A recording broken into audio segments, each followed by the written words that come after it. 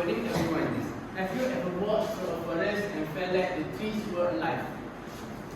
When you walk through a forest, it's easy to think of trees as silent and still.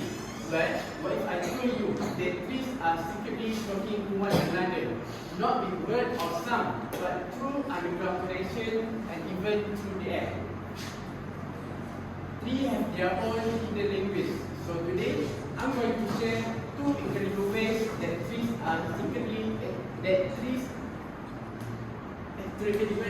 communicate with each other.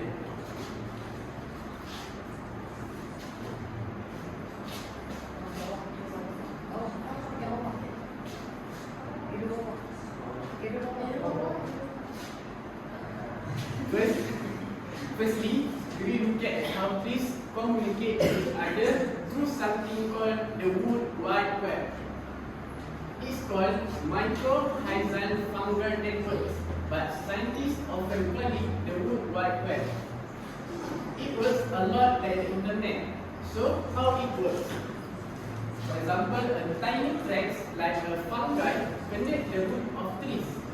These fungi act like cable or wires to send messages and resources from one tree to another tree.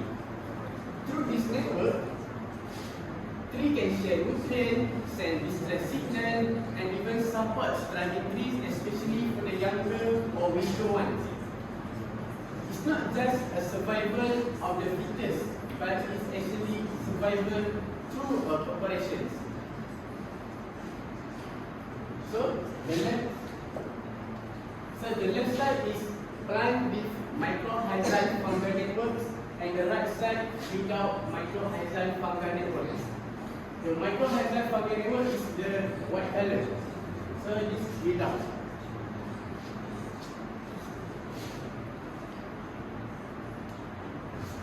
So trees, they are not just standing there. They are nurturing and supporting each other through underground connections. But their communication doesn't stop there. Tree can also drop to the air.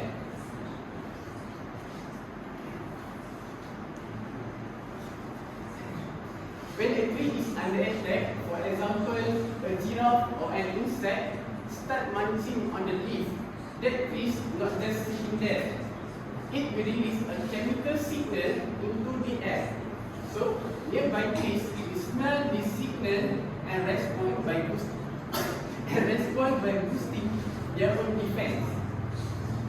Some trees will even produce a bitter tasting chemical on their leaves to make themselves less appealing to the attackers. This kind of airborne warning system will help the trees to work together, not just within the same species, but even between different types of trees.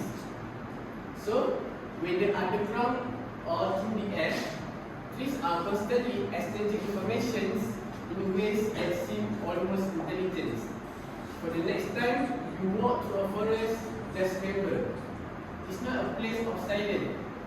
They behave less like individual plants and more like a community to helping each other to grow, survive, and thrive. Maybe nature has more to teach us about connection than we realize. So that's all.